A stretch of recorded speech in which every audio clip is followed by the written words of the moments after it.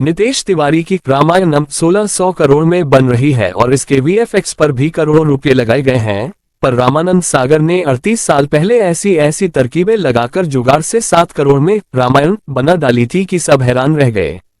इसने world record बनाया था। जब से नितेश तिवारी की फिल्म रामायणम की चर्चा शुरू हुई, तभी से रामानंद सागर की रामायण की भी चर्चा होने लगी।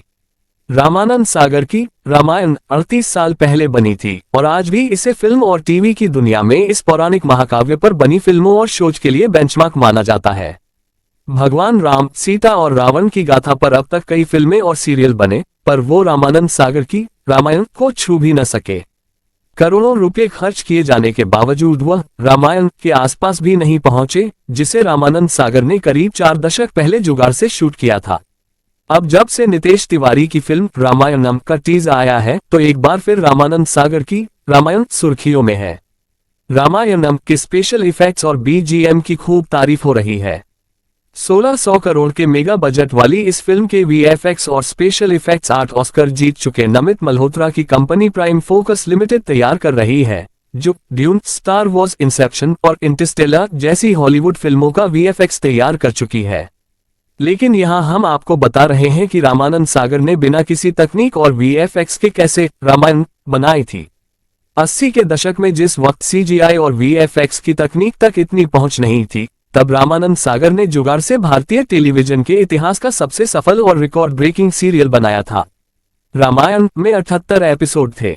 हर एपिसोड को बनाने में 9 लाख रुपए खर्च हुए थे।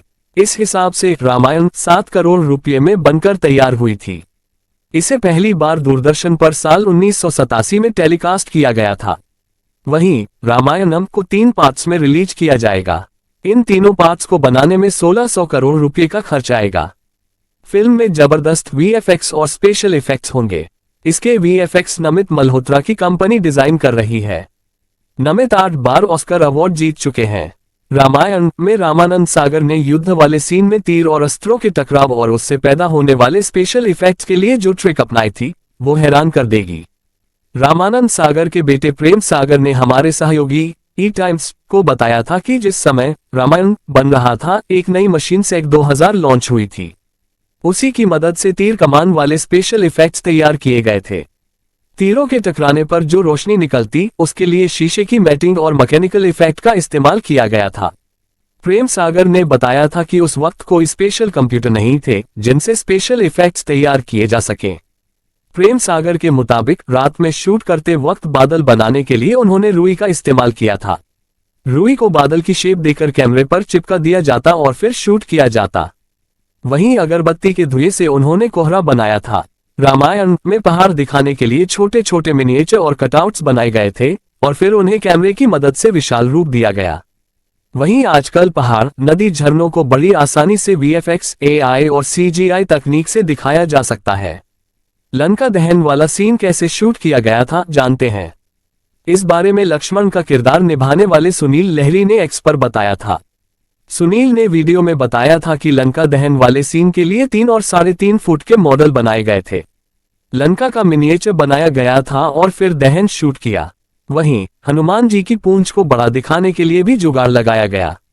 रबड़ का एक लंबा और मोटा पाइप मंगाकर उसे मोल्ड करके पूंछ बनाई गई। फिर कैमरे की मदद से उसे छोटा और बड़ा दिखाया जाता था। अब तो वीएफएक्स के जरिए रामायणम में लंकापति रावण का महल भी खूब आलीशान दिखाया जाएगा, पर रामानंद सागर ने रावण के महल के लिए दिवंगत आर्ट डायरेक्टर हीराभाई पटेल की मदद ली थी। उनके बेटे विपिन पटेल ने मेंस एक्सपी को एक बार बताया था कि रावण का महल मिनिएचर बनाया गया था। ये सिर्फ 4 फीट ऊंचा था, पर उसे ट्रिक फोटोग्राफी और वीडियोग्राफी से छोटा बड़ा दिखाया जाता था। रामायण में जटायु को उड़ाए जाने वाले सीन में भी खूब जुगाड़ लगाया गया था, जिसका खुलासा सुनील लहरी ने एक वीडियो में किया था। उन्होंने बताया था कि जटायु का रोल करने वाले एक्टर के हाथ पहले उसके भारी कॉस्ट्यूम पर बांध दिए जाते थे ताकि वह पंखों को हिला सके। फिर उसे एक हुक की मदद से उड़ाया जाता था।